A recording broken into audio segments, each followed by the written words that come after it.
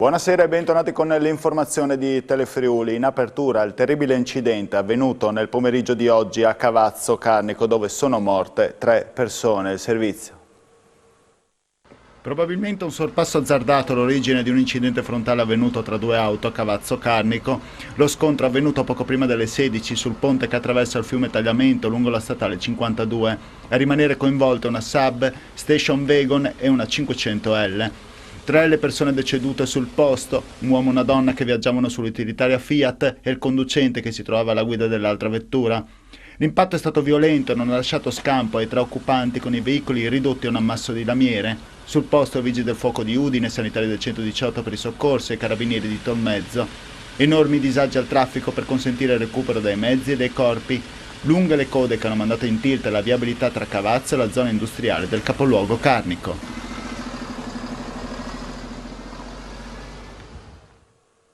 Ultima pagina, parliamo di Covid. Dopo 10 mesi di apertura ininterrotta ha chiuso il reparto di terapia intensiva. Nonostante il numero elevato di contagi non ci sono pazienti gravi che necessitano di cure intensive. Il reparto è diretto dal dottor Flavio Bassi che dice però non cantiamo vittoria. Servizio di Daniele Paroni. Dopo mesi di ricoveri e purtroppo anche molti decessi, la terapia intensiva Covid dell'ospedale di Udine ha chiuso i battenti. Una buona notizia che di fatto non fa il paio col numero di contagiati, ancora molti, 1206. Anche oggi 2 decessi registrati. Si tratta di un 90enne di Coseano e una 65enne di Resia, entrambi deceduti in un letto d'ospedale.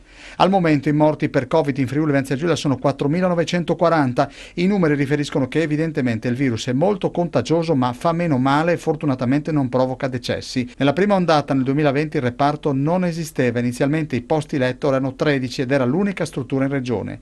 Dopo 10 giorni aprirono i reparti a Trieste e Pordenone. Quando calarono i casi, dopo alcuni mesi il reparto chiuse, a giugno e riaprì a luglio la divisione di terapia intensiva Covid. Nel tempo si raggiunse un picco di ricoveri di 36 e ulteriori 16 malati ricoverati in terapia intensiva non Covid.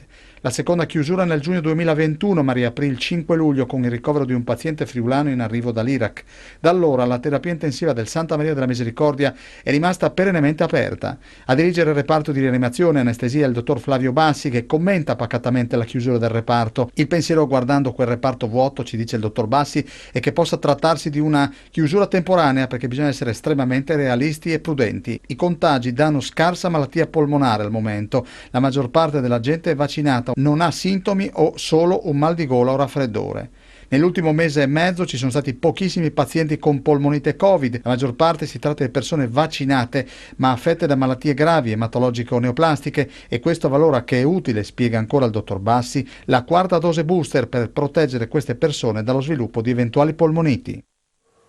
Passiamo ad altro argomento. È ancora scontro tra Regione e CDA di Civibank. Oggi il Consiglio di amministrazione ribatte all'assessore Zilli parlando di atteggiamento da sottanza nei confronti dei tirolesi.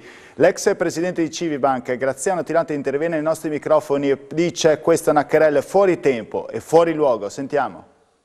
È ormai strappo tra Regione e Friuli da una parte e Civibank dall'altra. Ieri l'assessore Zilli replicava così alla presidente della banca di Cividale, Del Piero. In un sistema dove la Banca Centrale Europea detta le regole e crea delle obbligatorie fusioni tra gruppi bancari importanti, e lo vediamo tutti, l'autonomia per noi è garantire la crescita di questo territorio. Oggi lo stesso istituto di credito con una nota rimanda al mittente le accuse. Non ci risultano obblighi normativi a che le banche si fondano, afferma il CDA. Quella friulana è una banca in piena salute, si dice ancora, lanciata in un percorso chiaro di crescita, reddito e sviluppo, e di certo non deve né tantomeno vuole fondersi. E poi l'attacco. La fusione viene vista dall'attuale CDA come la storica attitudine al ruolo di sottanze, questa volta non della Serenissima ma dei tirolesi. Da ex presidente di Civibank e socio, Graziano Tilatti si dimostra preoccupato per la querela. Credo che questa querela sia del tutto fuori tempo e fuori luogo. Noi adesso dobbiamo guardare al presente e al futuro e guardare in particolar modo al socio. Ed ecco il pensiero dei soci. Io come socio che a suo tempo ha aderito all'aumento di capitale gradirei anche di poter diventare socio e di rimanere socio anche in questa nuova realtà, e credo che con un auspicio che Sparkas veda quelli che vogliono rimanere soci come non in modo ostile, ma coloro che vogliono metterci prima delle chiacchiere, vogliono metterci i loro capitali. Ora parliamo del conflitto russo-ucraino. Il sottosegretario dell'Interno Carlo Sibilia era oggi a Trieste per la partenza dei mezzi dei Vigili del Fuoco donati a Moldavia e Ucraina. Ci dice tutto Andrea Pierini. Oggi l'Italia ovviamente è uno dei paesi più investiti e chiaramente, ripeto, la distanza è abbastanza esigua, quella che diciamo separa Trieste per esempio da Kiev, sono 1600 km.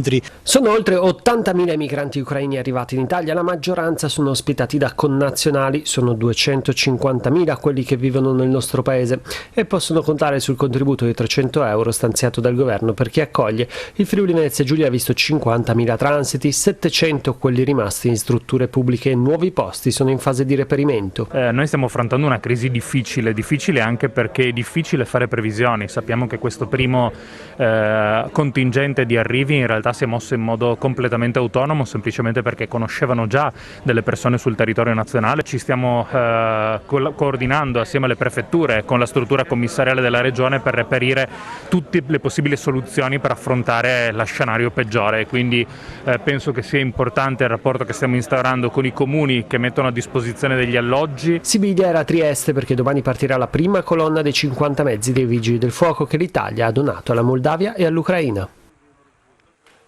La cronaca, vi facciamo vedere ora le immagini del maltempo che si è scatenato oggi sul Friuli Venezia Giulia causando danneggiamenti. In sole 6 ore i Vigili del Fuoco hanno eseguito quasi 100 interventi per allagamenti, alberi caduti e pericolanti, intonaci, finestre e altri elementi costruttivi pericolanti o caduti. In particolare le immagini si riferiscono alla caduta di un albero a Basiliano, all'intervento per lo scoperchiamento del tetto di una stalla a Mereto di Tomba. Tenta di truffarla con la scusa dell'incidente accaduto a un parente, ma lei, un'anziana di 101 anni, non cade nella trappola. Ieri, poco dopo pranzo, l'anziana è stata contattata al telefono da una donna che, spacciandosi per avvocato, le chiedeva dei soldi per aiutare la figlia a seguito di un presunto incidente stradale da lei causato e che aveva portato alla morte di un bambino. L'anziana, senza farsi intimorire, ha risposto che non aveva soldi e ha interrotto la conversazione. Sul caso indaga la Polizia di Stato. A Trieste oggi la prima nave da crociera della MSC che da questa settimana farà scalo in città ogni sabato. Si chiama MSC Fantasia, è di fatto la nave da crociera che inaugura la stagione 2022 del Friuli Venezia Giulia, che vedrà quasi 200 arrivi e circa 500.000 passeggeri se la capienza massima voluta dal governo resterà al 70%. L'auspicio con quale siamo saliti a bordo qui oggi è veramente ripartire alla grande, ripartire con molta consapevolezza che una fase delicata non è finita, ma i numeri ci fanno pensare bene a un futuro sicuramente di grosse soddisfazioni. MSC ha deciso di puntare in maniera importante su Trieste proprio con la Fantasia che arriverà ogni sabato, mentre a preoccupare è l'invasione russa dell'Ucraina, un dramma prima di tutto umanitario. Detto questo, per l'industria crocieristica c'è un triplo prezzo. Il primo legato al fatto che alcuni porti, penso innanzitutto a San Pietroburgo in Russia, non verranno scalati dalla nostra azienda. Secondo elemento è la mancanza a bordo delle nostre navi di ospiti russi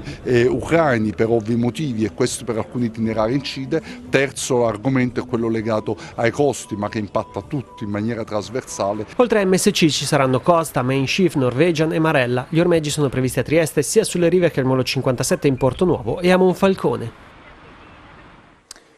Ci trasferiamo nel collinare del Friuli, 2 giorni all'insegna dell'enogastronomia con i piatti bandiera della Proloco di Buia, dove è in corso un Biel Vivi. La manifestazione si concluderà domani sera. Annalisa Ballandini, presidente della Proloco di Buia. 9 Proloco in vetrina, un Biel Vivi quest'anno, oggi e domani tocca Buia.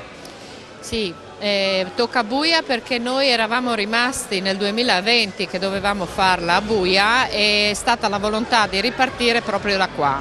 Il Consorzio ha avuto piacere e ha accolto questa nostra richiesta, l'amministrazione anche, anzi ci ha sostenuto e diciamo che la risposta anche delle pro loco partecipanti è stata favorevole. Quindi siamo veramente felici di essere qua in questa manifestazione di Umbi al Vivi, che veramente mai come adesso è evocativo questo suo titolo. Quindi noi vi aspettiamo veramente di cuore in queste 3 giornate, perché è iniziata ieri sera, oggi e domani qua a Buia. Andiamo a Maniago, dove il centro si trasforma in un grande giardino fiorito con la Fiera dell'Olivo. Il maltempo non frena la tradizionale Fiera dell'Ulivo. In occasione della Domenica delle Palme, il centro storico di Maniago si è trasformato in un grande giardino fiorito. 3 giorni di mercato italiano alimentare e una mostra florovivaistiche di giardinaggio che concluderà la manifestazione. Questa è una manifestazione che nasce in collaborazione con il Comune di Maniago, Ecomuseo e Sviluppo Territorio. Hanno chiamato noi come professionisti a portare in questa bellissima piazza, direi forse la più bella che abbiamo in regione, i prodotti tipici alimentari italiani. Abbiamo cercato di riempire la piazza in previsione anche di una buona affluenza come era prevista.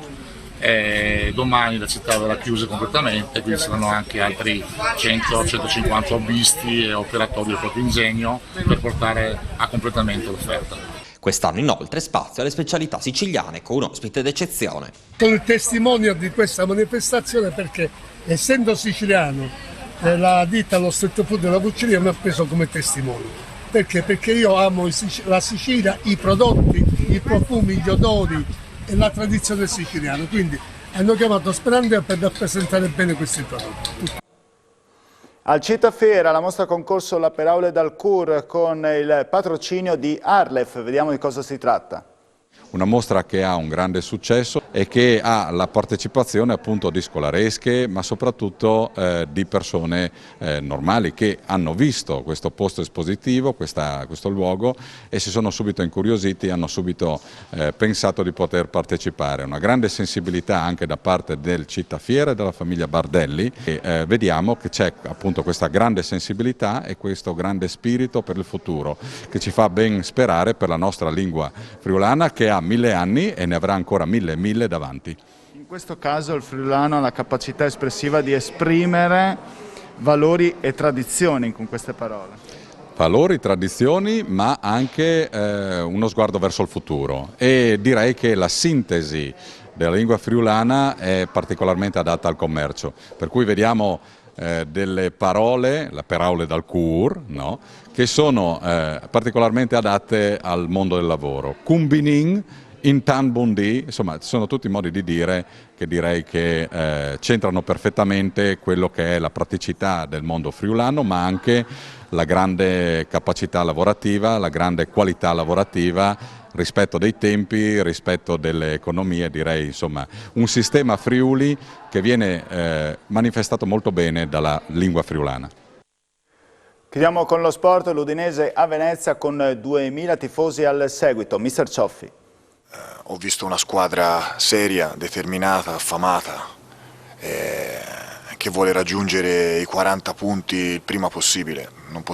Perché non possiamo permetterci il lusso di scommettere che 36, 35, 38 possano bastare. Venezia è una squadra viva, in piena corsa a salvezza,